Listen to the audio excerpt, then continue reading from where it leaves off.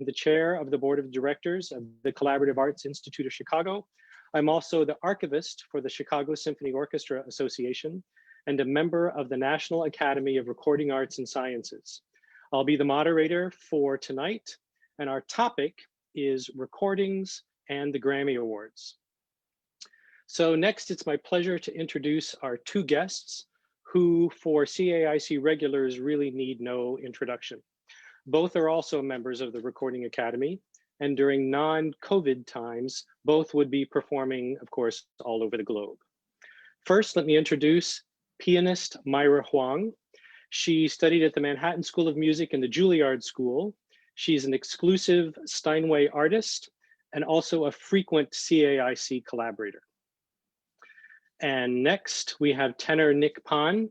He attended the University of Michigan and the Manhattan School, and he is the founding artistic director and a regular performer with the Collaborative Arts Institute of Chicago. And there we are. Welcome, welcome, welcome. Hi. So please join me in welcoming these two rock stars of the classical music world. So yeah, excellent. So we're here tonight to talk about recordings and the Grammys, and you guys have started amassing quite the discography. So far, you have 5 discs on AVI Records. The first one is an all Britain disc, which features Winter Words and the Michelangelo sonnets. Next, another Britain disc, which the featured work is The Heart of the Matter and a bunch of folk songs. Next is Gods and Monsters, and forgive me, that disc is sitting on my desk at work. It's a disc of all German lieder that talks about myths and legends, and it was a 2017 Grammy nominee for Best Classical Solo Vocal Album. Next is Illuminations, which is music by Britten, Debussy, and Fauré. And finally, the reason we're here tonight is the most recent disc, Clairères. Clairères, thank you. Sorry, my French is dreadful.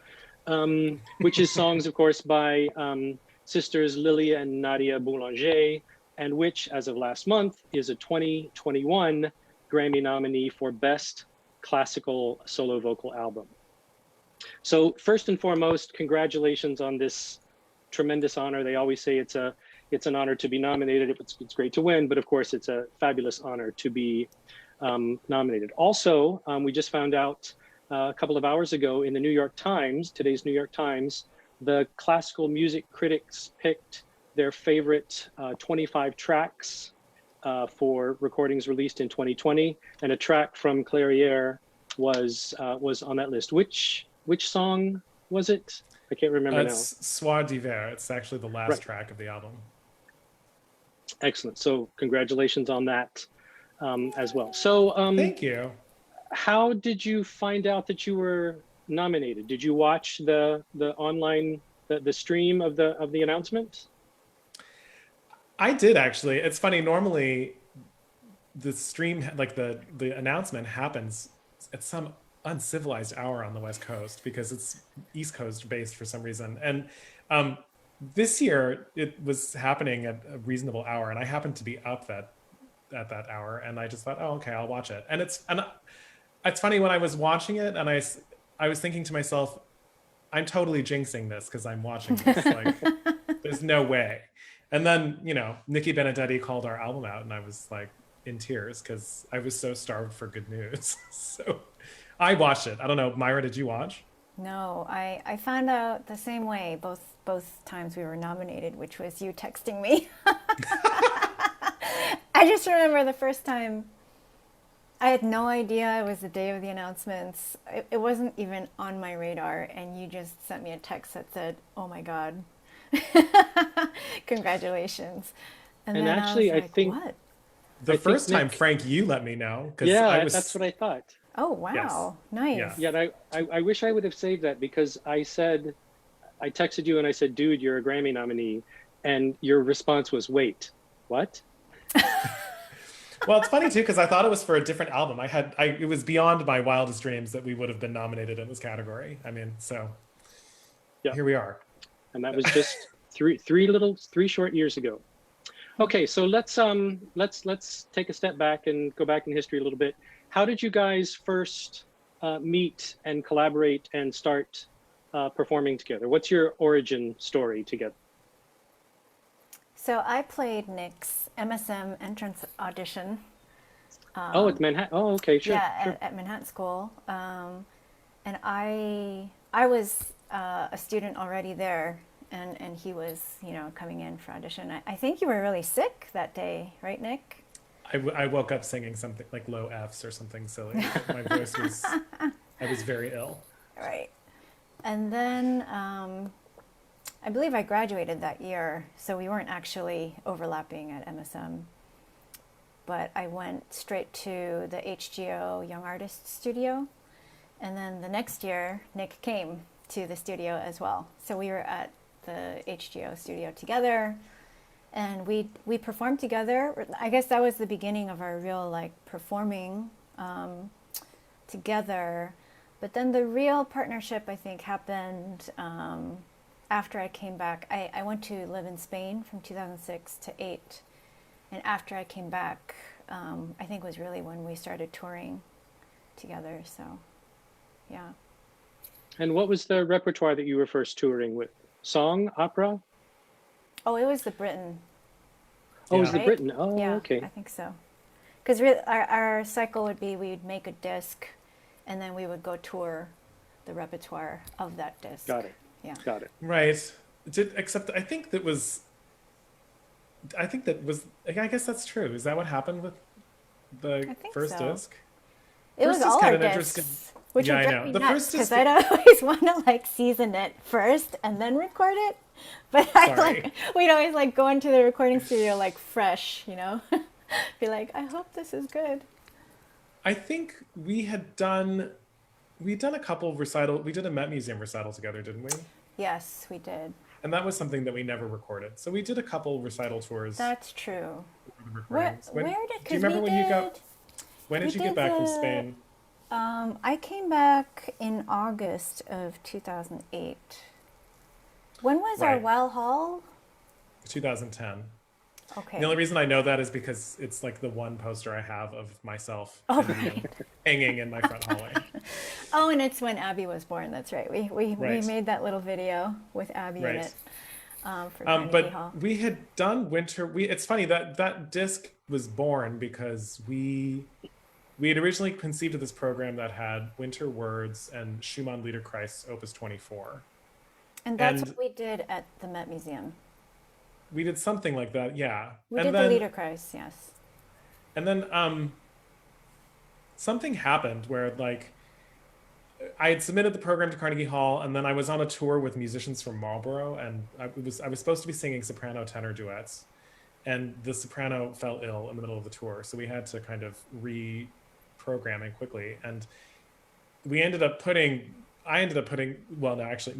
ended up putting Liederkreis 24 on it. Do you remember this? And then because it ended up I remember that, appearing at the yes. Met, this was right before the Met Museum stop on that tour. And because it was going to be less than 12 months in the same city, We couldn't do it. we couldn't do it. So we had to Right. reprogram the Carnegie Hall recital. And that's how it became this All Britain Purcell program. And then when we were preparing that is when I was like, we should make a disc. It all worked out. It did. And it did. were all of your discs crowdsourced? with Not that Fractured first Atlas? one. Not the first one.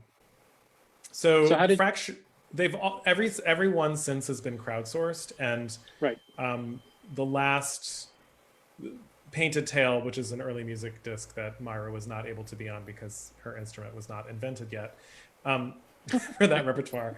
That was the first one that was crowdsourced through Fractured Atlas, and then Okay. since then there have been 4 discs, including this last one. Right. Yeah. Right. So specifically about the repertoire for this album, how did you come across it? How did you decide to perform it and record it? We always hear, of course, about Nadia Boulanger in music school because every 20th century composer, of course, studied with Nadia Boulanger. You don't hear a lot about her sister, of course, and you don't really, at least in my experience, I didn't hear a lot about the Boulanger's music, just about her influence with, Copeland and working with Boulez. I think even Daniel Barenboim studied a little bit with Boulanger before he decided he didn't want to be a composer. But how did you guys hear a lot about Quincy Jones? Yeah. Boulanger's music? Sorry. Just so how were you introduced to this music? How did you personally discover it? It was kind of born out of the projects that had come before, and specifically Illuminations. When Illuminations came out, Myra and I had a big recital out here at the Herbst Theater in San Francisco with San Francisco performances, and we wanted to put the Fauré and the Debussy song cycles that were featured on Illuminations on that recital so that we could just kind of do, a performance and a release date on the same day and have a big musical celebration of the things. And so when we did that, we were trying to flesh out the rest of the program, and there had been a lot of calls in the press that year to program more music by women composers, and around that time. And also, as I was doing the research for that disc, the names of both Boulanger sisters kept popping up in my research. And so it just seemed natural to program some of Lili Boulanger's music, because she had written, there was this song cycle, Clairères dans le ciel, which sounded really compelling. And so we ended up programming 8 songs out of the 13 to flesh out the rest of that recital program that we did out here, which Myra played like a rock star. And I somehow managed to get to the end of it. Oh my gosh, please. and as we were putting that together, that's when I think we both knew that that was going to be the next disc, was to do music by the two sisters. And in that time, like right around that time, I started reading this biography by Caroline Potter of the two sisters. And I don't know, I just became really fascinated with their story, and I wanted to hear more of their music. And then as I heard more of it, I felt like we needed to do it. So. And Lili was very young when she died. Is that right? Am I remembering that correctly? Mm-hmm. She was 24 years old. Yeah. 24. Oh my gosh. Yeah. She was always really sickly as a child. She's had, I think, a really bad bout of pneumonia or something as a 2-year-old. And she also suffered for her whole life from what would now be diagnosed as colitis. And she was just always ill. And when World War I broke out, she got very, very active in the war effort, particularly trying to support her male composer friends who were fighting on the front.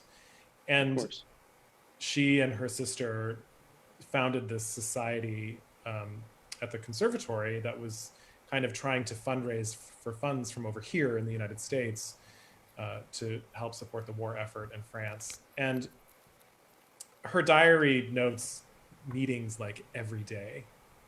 And on top of that, she was needing to fulfill a bunch of compositional duties and responsibilities because she had just won the Prix du Rhum, which is that major prize in France, like the top pinnacle prize you can win as a composer in France. So she was really busy, and the people theorized that it was the constant running from place to place that exhausted her and really just kind of sped up the process of her getting ill and dying. So the album came out in January. Did you have much of an opportunity to tour with this repertoire before quarantine? No.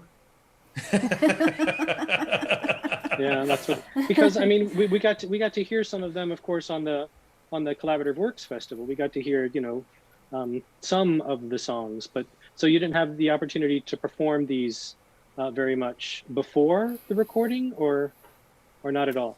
Well, we've had a couple of chances after the recording. We did it at the Emerging Voices in Philadelphia, the Clairères cycle. Right. And where else have we done it? And we did it at Herbst. Yeah, just Herbst and Herbst and Philadelphia, and then for the festival was when we filmed a live performance, Right. a live performance for nobody.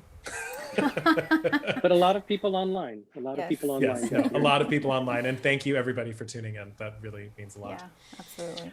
I just meant nobody in the room aside from us. Right, of course, yeah. It's a monster to perform it live. Just the cycle, Clairères. Is it more difficult than other cycles? How does it rank alongside, the Liederkreis and Schönemüllerin and stuff like that? How does it rank alongside those? Or is it difficult to compare? Well, from a vocal standpoint, from a pianistic standpoint, how does it compare? From a vocal standpoint, it is way more difficult than those. I mean, I think the challenges with something like a Schönemüllerin or a Winterreise is, yes, stamina because it's a long time, but it's more memory because you have to memorize 70 minutes of German if you do it from memory. And with the Clairière, it's about half that length, right? It's about what, 35 minutes, it's about somewhere 30 in there. minutes, yeah. But the vocal writing is way more taxing. And it is extraordinarily demanding in terms of what she asks for dynamically. She wants you to sing tons of high notes pianissimo, and then she wants you to sing tons of high notes forte, and it's I mean, it's high and it's extreme, and it's I don't know, from a pianistic standpoint, it's definitely, it's very hard pianistically. Just the pianistic writing it's so great, right? Because it's clear that she was a pianist. But it's just different from something like Schubert or Schumann, where Schubert and Schumann for me is so much about control, in a sense, getting just the right tone color to express, just the right feeling at that moment. But this is just on a grand scale of getting the right notes. You're like all over. And I just remember when we did our recording session at Skywalker and we finished, it just felt like such a huge achievement. I felt like we had just run this marathon race. And we tend to kind of record quite quickly. So I can't remember if it was 2 or 3 days. Do you remember? We took 2 days for sure. 2 days is crazy. 2 days is really insane to put down the entire cycle. I think we did the entire cycle in 1 day and everything else the next day, maybe. That's or crazy. Most of it. That's 13 songs, Yeah. And yeah. But Nick is. You guys are providing the perfect segue to my next question, which was, where did you record? Tell us about the recording process. So it was at Skywalker. Yeah. And where is that exactly? I know it's kind of out in the middle of nowhere. Yeah, so Skywalker Sound is in Marin County, and it's sort of, it's near Nicasio. Is that how you pronounce it? Nicasio, California, which is I don't know, an hour outside of San Francisco. I once made the drive in something like 50 minutes, 45 minutes, because I had taken too much Sudafed that morning. So I was like really, and I was nervous. So I mean, my adrenaline was through the roof. So apparently, I was driving like at the speed of light to get out there. But it's it's really isolated. It's on George Lucas's ranch, so that's cool. There's a lot of Star Wars paraphernalia in random places. But it's an amazing place to work because it's totally isolated. We have in the past when we've worked out there, we stay out there overnight so that we can just kind of treat it like a retreat. And it's an amazing place. You need something and it's right there. Like they basically empower you to focus only on work and nothing else. And wow, if it gets too intense or something, or you need a break, you just step outside and it's like you're in the middle of paradise. It's gorgeous. Yes, I love it there. How were the pianos? In the control room. Oh, snacks. Well, that helps. That helps. We rent a piano, and bring it in. Yeah. And what kind? Tell us about the instrument. Myra's a Steinway artist, so Of course. Right, right. Yep. So I'll always bring a Steinway in, and over the years, I've learned to get pickier about my instrument. Finally, I think I have a very clear idea of, you know, the feel and the color that I want. I think the response of the piano to the colors that I want to make in particular, and then depending on what repertoire I'm playing, I want different kinds of action. So for the French, this instrument was really great. I took a picture of the serial number, and it was a gorgeous instrument. So yeah. And did you have the chance to pick this from a warehouse or something, or how does that work exactly? No, I can if I want to. You know, if I take the time to go to the warehouse, I can pick it myself, and I do that when I'm in New York. Sure. But when it's, you know, a city that I'm not living in, usually somebody from the New York office, usually Vivian Chu or someone like that, will put me in touch with the office of the city that I'm going to. And they generally have, you know, a record of their good instruments. So if I tell them I'm doing a French album and, you know, I really want warm colors and this kind of action, they can actually, you know, point me towards a very good instrument. So Sure. there is a good amount of trust. I'm not that picky yet. Haven't had really, you know, much issue at all so far. So You should be picky. I agree. it's important for a recording too, right? I mean, Oh, we have to live with absolutely. that Oh yeah, yeah, yeah. Absolutely. document. Yeah. Yeah. Amen. So like I said, the disc was released in January 2020, which seems like an eternity ago.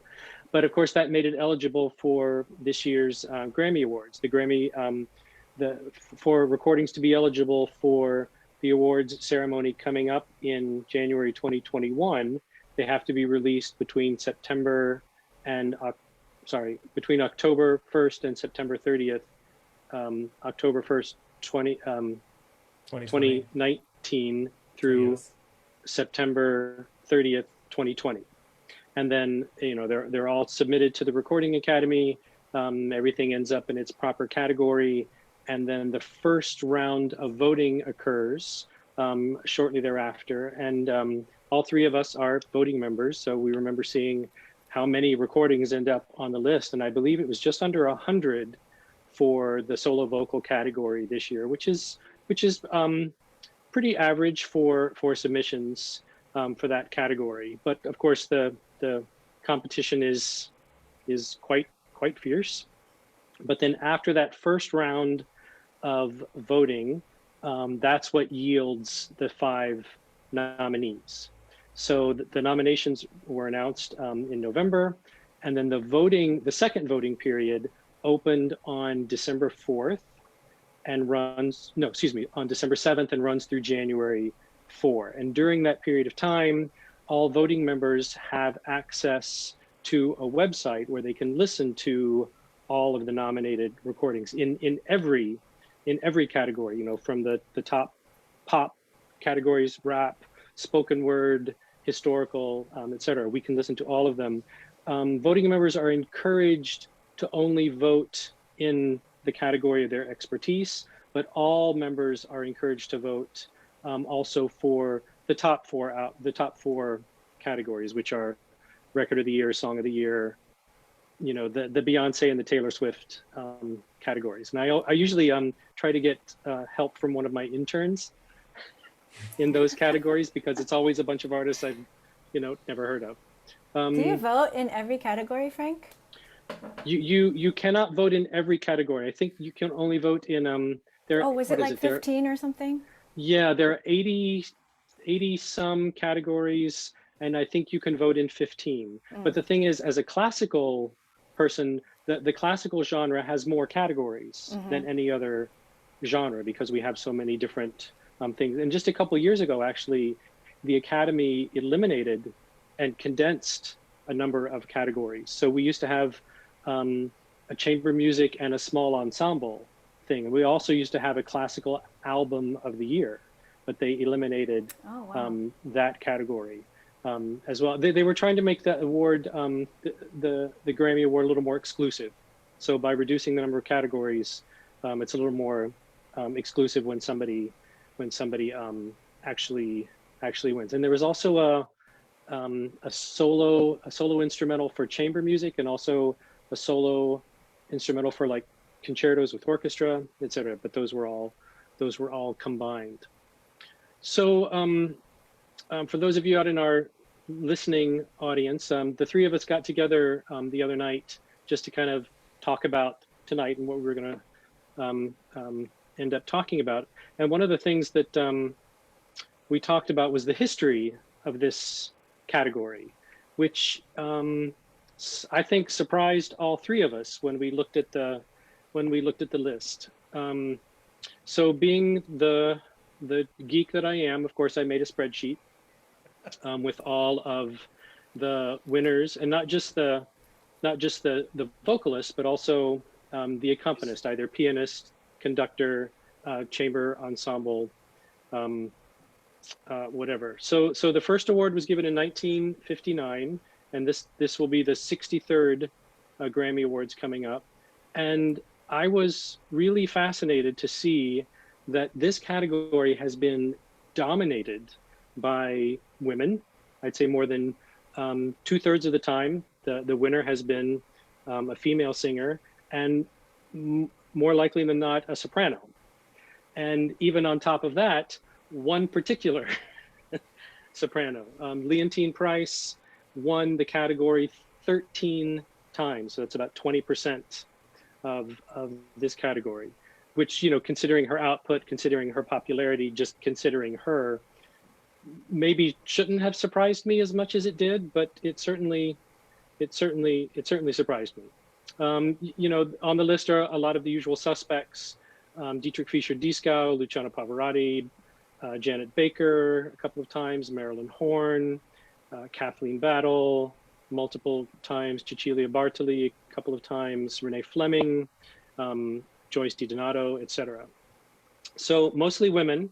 A good number of them are women of color, like I said, Kathleen Battle, Jessie Norman, Leontine Price.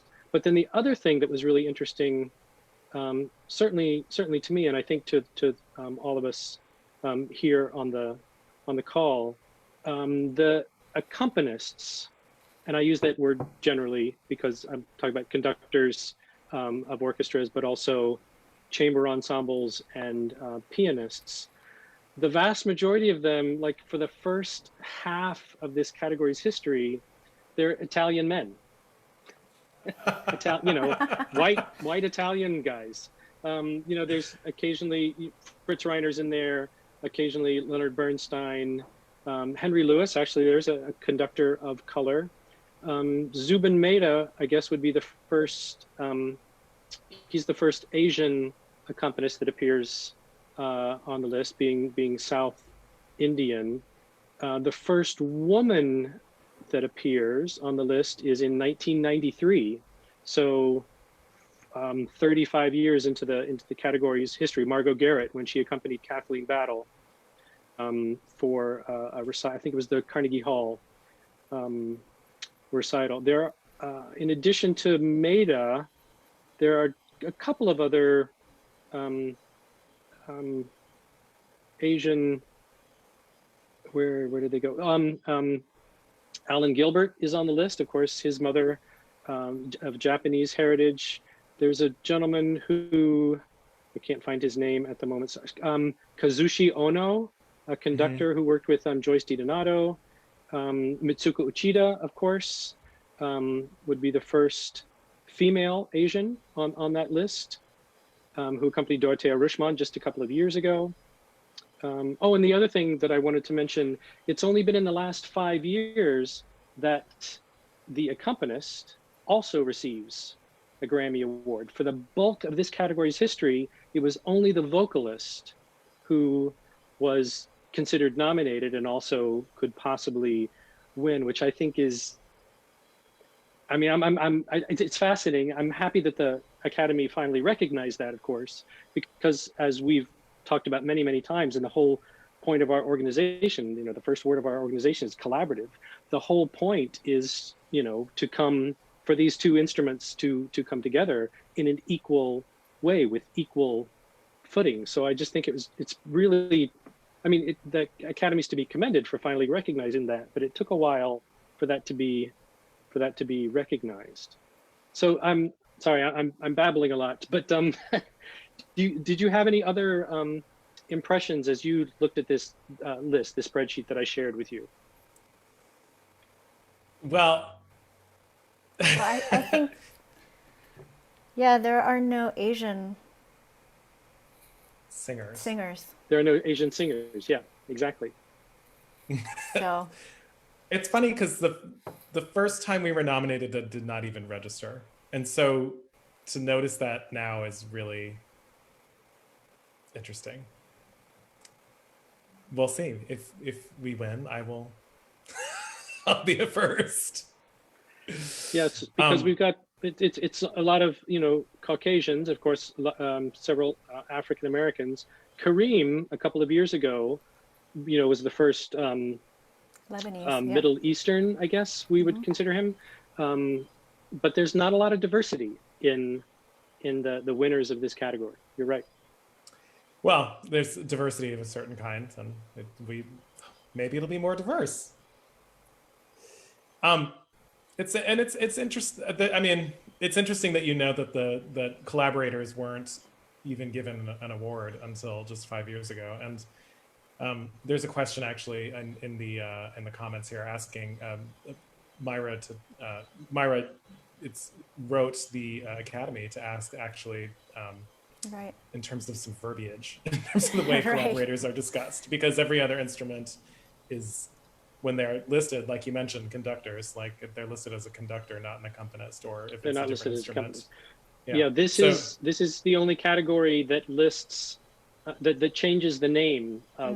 Changes the name of the instrument, I guess, from piano to accompanist. Right. It's interesting because if you go to Grammy.com and you look at when you go in to vote, you know, and then they have the category and they explain at the top of the category who is eligible for the award. And they point out that the collaborators are eligible for the award. For example, pianists, conductors, ensembles. And in that part, they say pianists. Right. But then when they go to list the actual nominees, they change the word to accompanist. So I did write a letter to ask if we could change the word to pianist, just so I could be identified with my instrument. I think it's a small but very meaningful change. You know, when I shared the letter recently on social media, there was a lot of response from people who do what I do, and it was so clear that it's a common feeling amongst pianists who collaborate, that they sometimes feel a little bit lesser than, you know, by using that word accompanist. So I'm hopeful. I think that if we're going to, you know, go through the process, and they have a process for submitting these kinds of changes. So I am very hopeful. Yeah. Yes, you and I are going to collaborate on that. Yes, we are, and I thank you, Frank, so much. Yeah, the Board of Trustees discuss and vote on things like this in the spring. So we're at probably after the awards process is over would be the best time to get that through, because I know they're probably nuts at the Academy until the actual the actual ceremony this year. And like I said in the letter, you know, the Academy is too important of an institution, you know, and I know that their mission is inclusion and equity, especially as of late. That's been very, very clear. And so I feel like a very small, you know, word change hopefully is meaningful to them as well. So. You actually have a wonderful comment of support here in the comments. Jim Lieberthal says, the vocalist has to have an ocean to swim in, and that is provided by their partner, the pianist. So, Aw, thanks, Jim. Jim's the best. Are there any other comments or questions so far? I've got several more, but is there no, anything please from... continue. I just, Keep going, okay. Since we were talking about these things, Sure. I thought I So, would add this question from the peanut gallery, but there's none right now. We've addressed so all. speaking of competition and other, past winners, let's take a look at your competition for this category, which is wide-ranging, definitely. So there's an album by a tenor that I had never heard of until he was nominated, Brian Giebler, an American tenor, and the disc is called A Lad's Love. It's some songs, mostly British songs, if I remember correctly. Have you heard this disc, or have you heard any of these? I've heard parts of it, and Brian is really a lovely colleague. He's I've encountered him singing Bach actually in various places, and he's really lovely guy. And then there's a large work actually by Dame Ethel Smith, a composer that I had never heard of, called The Prison, with the experiential chorus and orchestra. And it's two singers that I believe sing with Roomful of Teeth, Sarah Braley and Dashan Burton. I'm certainly familiar with Roomful of Teeth, but I wasn't familiar with these two individually. It's a fascinating work. It's a very, very moving piece, but it was brand new to my ears. Sarah and then we have are actually on a recording together, and she's a beautiful singer and beautiful person. I'm super happy for her to have this nomination. And then our good friend Stephen Powell, a disc called American Composers at Play. And one of the wonderful things about this album is he was able to get the composers to actually be the accompanists. Some really wonderful singing. I think I've mentioned this to you before, Nick, that Steve and I were at DePaul at the same time. And he actually played for my audition for DePaul. Steve's also a very, very fine pianist. Yeah. Yeah. And it was funny because after he played for me, a couple months later, I heard him sing, and I was just kind of like, oh, he sings too. So marvelous artist. And he saved my butt in a magic flute in college. He was Zoroastro and I was Monostatos. And at the end of the first act, when everybody's on stage and Pamina is rescued, if I remember correctly, is that right? But I had, and I'd screwed it up a couple of times in rehearsal, and I drilled it into my head, and I made the same mistake in the first performance. And Steve had to like double his words for a half a measure in order to keep us on track. So yeah, I will forever credit Steve Powell with saving my butt. That's a good colleague. In the magic flute, yeah. That's hilarious. And then of course there's this Italian person, Cecilia Bartoli, young singer. So maybe she'll have a career. We don't know yet. I gotta say, it's really an honor to be in Cecilia's company. She is a hero, truly, to all of us. I think you were in Cecilia's company 4 years ago, right? Oh, were we? I can't remember. I don't remember. Because that Barbara Hannigan won. Right. That I do remember. Jaworowski was also in that category. I think it was like his last released solo disc. But yeah, the competition was quite steep that year. But yeah, the Cecilia Bartoli, of course, the Farinelli disc. She's on the cover. She's bearded, I think. Yes. Yeah. She's fearless in that respect. She is. So have they been in touch? Has the Recording Academy been in touch with you about the awards ceremony this year? Is anything going to be in person, or is it all going to be online? Sounds like it's all going to be online. Yeah. Okay. But they're going to have the performances and everything. right? Just no audience. Right, right. Because usually in the last couple of years, of course, they stream the ceremony, which is earlier in the day from the evening telecast. They stream that ceremony, and that's when they give away the bulk of the awards. But of course, all of the classical awards are given during that little ceremony. And I remember watching 2 years ago when Kareem won, and he went bounding up onto the stage. So in 2017, Myra, didn't you go to the Grammys? I did, because that was also... Tell us about that. Sure, that was, luckily for me, it was in New York that year. It was a special year. They were celebrating, I think, an anniversary of the last time it had been in New York. Can't remember what number the anniversary was. Okay.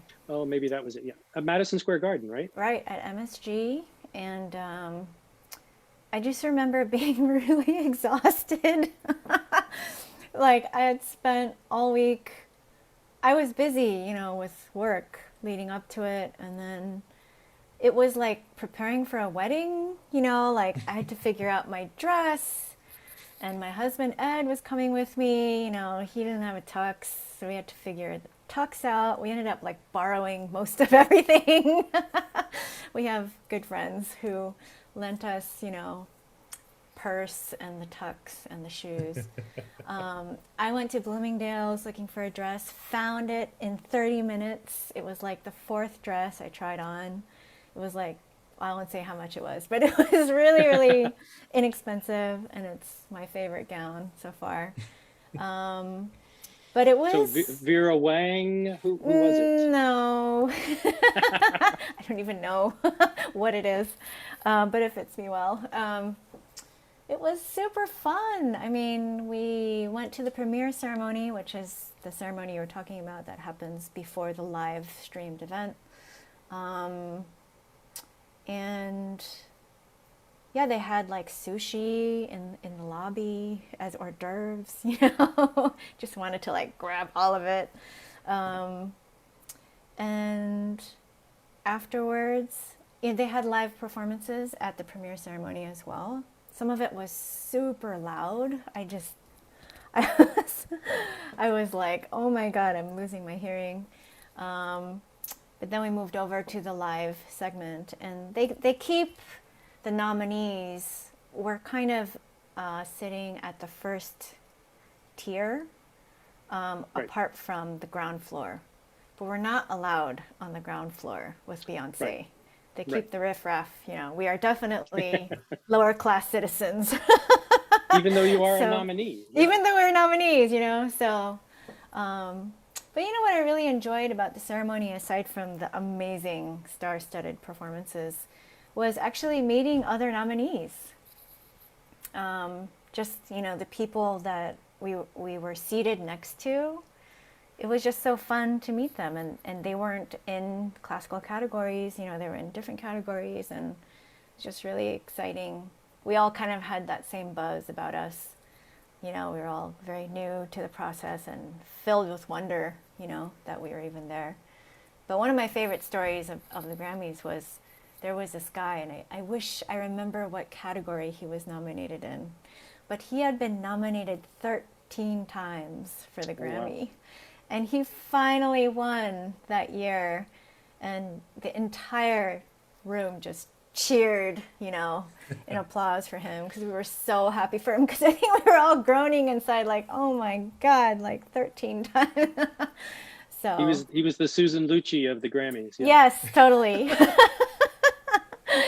So yeah, that was fun, and it's some interesting to see just the variety of people who are represented there, and even amongst the winners, I just remember some of the youngest people winning, who were, picked amongst their colleagues who had been in the business forever. And there's so much awe when you see something like that, when talent is recognized. So super exciting, but exhausting. And the after party was good.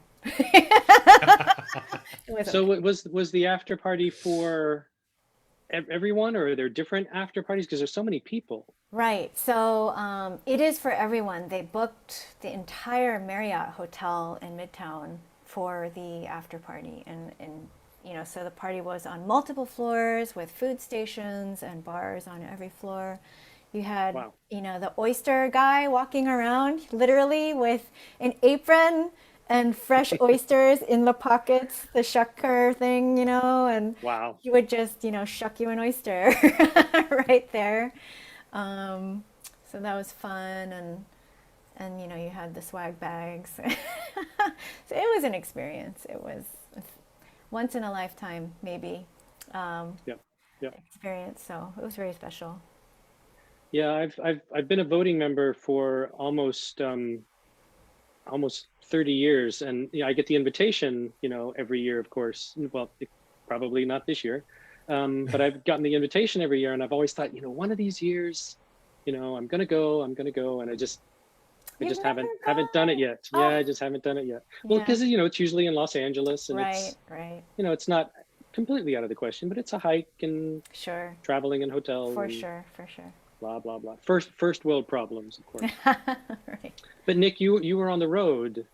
Actually, I For wasn't the even on the road. I had I had a concert with Chamber Music San Jose, which is a lovely series. But I was home for the premiere ceremony, getting ready for my concert down in San Jose. And I mean, I was tempted to cancel and go to the Grammys, but I was working with the Jasper Quartet, and they're really dear friends. The cellist and I actually went to middle school and high school together, and her mother Oh was wow. our orchestra teacher. So I was like, I can't.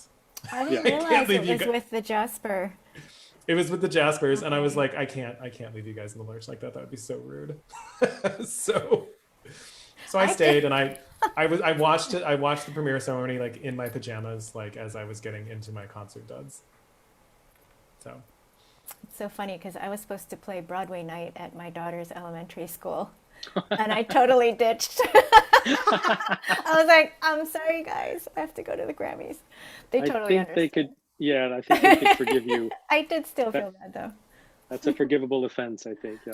Yes. Looking forward, what's post quarantine? What's next on your horizons? Not just performing, but also recording projects. What are some of your dream collaborations for your next couple of discs on record? well, I think we're trying to figure some of those things out right now. But one thing we do know is that Myra is really anxious for us to get down our Dichte Liebe. I would love to do that. So Yeah. we're talking about some possible, plans for that.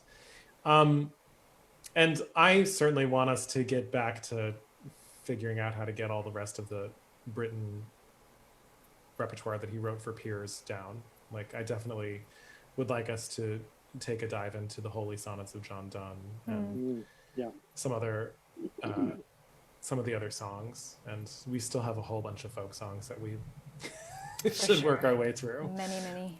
Um, Well, so there's I mean, all the canticles too, right? Canticle 1 is another one that's on the list. We've Yeah. done we did Canticle 3 and Canticle 5 are both on the Still Falls the Rain disc, which Right. features the heart of the matter. Um, Canticle 2 was something that I definitely would, I mean, we should totally do at some point. It just involves finding the right countertenor, which shouldn't be too hard. We have some lovely countertenor friends who would help us Sure. out. Ooh. And Canticle 4 is one that I've never really thought about. It's the Journey of the Magi, and it's countertenor, tenor, and baritone, and I have just to learn more about it. So, but And the but serenade getting too. yes, but that's not with Myra. True, true. So I mean, getting back to those songs, I think are something that I would like us to do. And I don't know what else is on your list, Myra.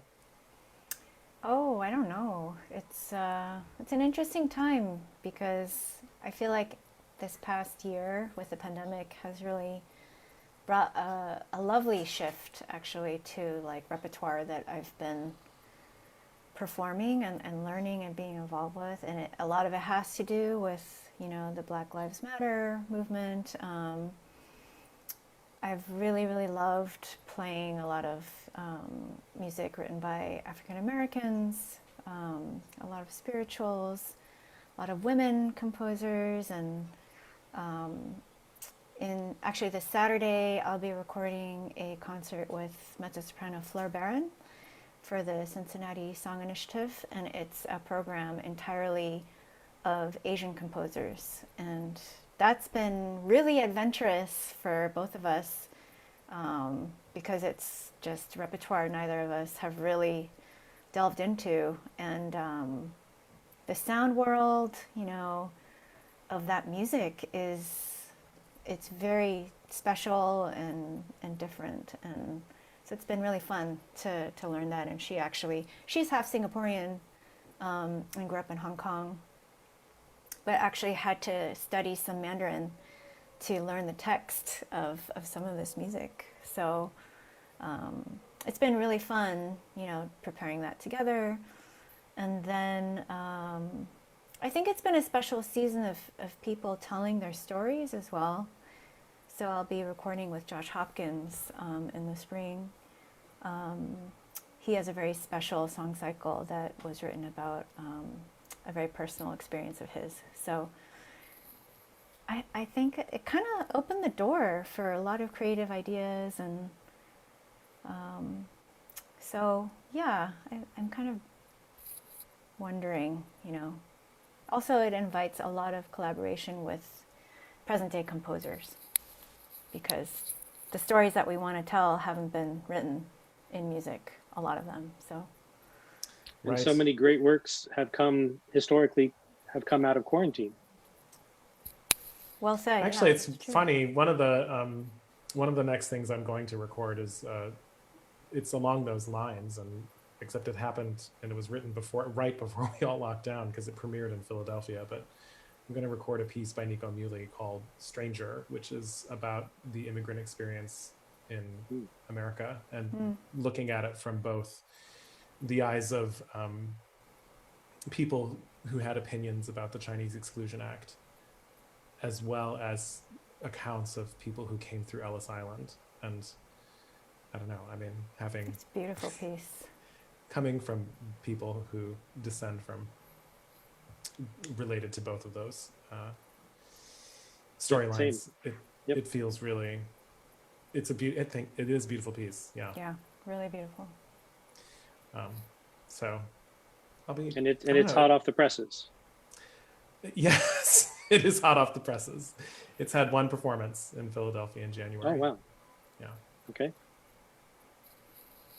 So do we have any questions from our listening, viewing audience? I think we don't at the moment, but if anybody has a question, please do pop it into the comments, and there's a delay. So while we wait for people to hear this before the delay, maybe I should take this opportunity to kind of give our last holiday appeal pitch, if that's okay. But the great news is we surpassed our initial year-end campaign goal of $5,000 last week, thanks to some amazingly generous donors who contributed and showed their support. And we cannot thank you enough. And actually, because we were so successful so early, we've increased our goal. So there is still time to give and help us achieve our new goal. You know, this year, because we had the loss of ticket sales from in-person events, really does make your year-end contribution more important than ever. And this is going to continue to be the case for us through the remainder of the 2021 season. So the funds raised from this campaign are going to allow us to continue producing events in the same style like we have been all fall. So if you haven't given yet, there's still time to do so. Please, you know, try and get in before the December 31st deadline and help us meet our new goal of $6,500 before the new year. And to everybody who has given this year, we cannot thank you enough. You have enabled us to keep going in the midst of extreme adversity. And the ability to do that it's paramount, not just for us as performers and people who are at CAIC, but also for you, the audience, and for the music. So thank you. We do have a question from Jim Lieberdahl. Yay. How did you discover the label you record for? Did they discover the two of us? We were connected to them through actually my ex-partner, which was convenient. He knew the head of the record label and passed our disc off because we made that Britain disc before we had a label. And the wonderful folks at Avi listened to it and they responded so positively to it. And we've had a really great relationship with them ever since. But it was truly a stroke of luck that we came across them and they us. And we are forever grateful. I am forever They've been grateful. so supportive over the years, and yeah, it's just been wonderful having them just back us. Speaking of collaborators, they are true collaborators. They really work with us every step of the way, and they allow us to have input on every single step. So it's been really, I've learned a lot from working with them, and it's the joy to continue collaborating with them. So, but they're not necessarily part of the recording process. Is that correct? No, they are not. They can be if you want that, if you need that kind of help and input. But we actually have been producing these on our own in terms of the production. We work with a wonderful producer named Marlon Berry, who has been, of course, yeah. Bravo, Marlon. Marlon's been working with both of us for 20 years now. I mean, Oh we my met gosh, him he was at working HGO. So. Yeah, he used to record the Houston Grand Opera radio broadcasts, and that's how we met him. So I am grateful to Marlon very specifically because I feel like he gets a good sound on my voice, and I certainly trust this in his hands. I don't know, I feel like we always feel like we know that it's done when he says it's done. Oh yeah, absolutely. Yeah, that's huge. That's huge. We have another, hi Terry and Bob Ryan. Thank you for tuning in from San Francisco. Hi from down the street. They're asking where and how can we get the Boulanger CD?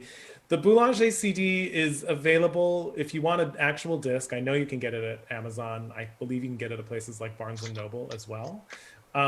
We will be sure to put the link in the comments once I'm not managing a bunch of different technology all at once. And if you want to stream it, you can get it at iTunes and you can get it at Spotify and all of the usual places. Adagio, it's streaming on all of those wonderful places. Jim got his at Amazon, so. Yay. I think someone looked and said that a friend of mine was trying to buy one today and it said there was only one left on Amazon, and don't be scared by that. They will get more in stock and you'll be able to get one. So, and we'll make sure of that. We'll call the label and have them yell at Jeff Bezos. Personally. I think that is all of the questions we have. So we had some final housekeeping things to take care of. Of course, keep an eye on our website and social media for announcements about upcoming things in January. We have the Polish workshop and masterclass coming up in January. We're in the process of figuring out how our two scheduled leader lounges, the winter and spring leader lounge, they will happen in some capacity, but we've got some logistics to figure out. What am I forgetting, Nick, housekeeping wise?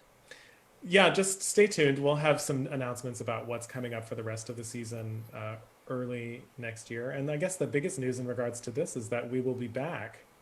The Heard Over the Piano will return January 21st. Can you give us any? You already said that. Yeah, any previews of subjects or artists to come in season 2? Those will be announced when we announce other things that are happening next year. But we're developing a really, we're developing a really good season. I think the remainder of the season will have more artists who are coming, obviously who are coming to sing and play. They will be interviewed, and we're going to obviously do some more educational related things. We'll certainly have something related to the Polish workshop again, and in advance of the masterclass. And it should be a good season. Thank you to everybody who's been tuning in. This has been a giant experiment for us. We kind of embraced the moment and decided to launch this series sort of willy-nilly. And so here we are. So thanks to everybody for tuning in. Susan Knoll Frank says that she loves your pandemic look. Which I applaud it. Well done with the beard. Looks great. Thank you. And Yeah. Jim Lieberthal says he's wearing his CD out, Myra. So Oh, it's very sweet. So just to tag on just a tiny bit to what you just said, not about my beard, but one of the things that I've always enjoyed so much about our festivals and our concerts and everything has been, and not just as a board member, but just the opportunity to get to know so many of the artists that come and sing. I mean, it's of course it's great to go to a venue and the lights go down, the artist comes out, does their thing, and then disappears and you go home. But one of the things that I've always loved so much about CAIC is the opportunity, for example, after a concert, when we have a reception, to talk to somebody and ask them some of the questions that I've asked you guys here tonight. So I've been really grateful for this series, for having the opportunity not only to participate in it, but also to hear what so many people like you have to say about the process, about how you pick things, about how you got started, et cetera, et cetera. I loved the conversation with Jennifer last week and hearing, especially about her experience doing the songs when she first performed with CAIC, the Schoenberg, no, the Barrio, thank you, the Barrio cycle. Because I remember her telling that story at the concert, but then it was so wonderful to hear her tell more of it at this event last week. So I just wanted to thank you for coming up with this idea, because I've enjoyed it so much, especially in absence of being able to not only see and talk to people in person, but also, of course, hear them perform. So thank you for that. Well, I also need to put a little feeling here. Just CAIC has been so wonderful, and I think that I speak on behalf of so many of our colleagues, you know, because you create the opportunity for us to come and perform this amazing music. And the programming is always so brilliant, you know, and I know that every time I've been there, you just feel like you're in a little piece of heaven, you know, because you're here to do your thing, you know, the thing that we love, and we're doing music that we love, and the people that you bring are just absolutely amazing. And it really has become a very important musical space in our community. And I know that we all are really, really grateful. So bravo to CAIC and all your wonderful staff, you know, and the board and everyone that makes it happen. We're truly grateful. So congrats on achieving everything thus far. well, thank you. And thank you again to everybody out there who's watching and who makes all of this possible. None of this is possible without this amazing community. So, and thanks to the artists who are willing to come to Chicago and make us look good by playing It's so our beautifully. treat. Our treat. Great. So Okay. we'll see you, Facebook, in a few weeks. In the meantime, have very happy holidays and Happy, safe holidays. Happy holidays. Happy last night of Here's- Hanukkah. Exactly. And here is Right. to a healthy musical 2021. Woo, yes. Amen. Amen. Amen. To that. Amen. Bye, Facebook. Bye.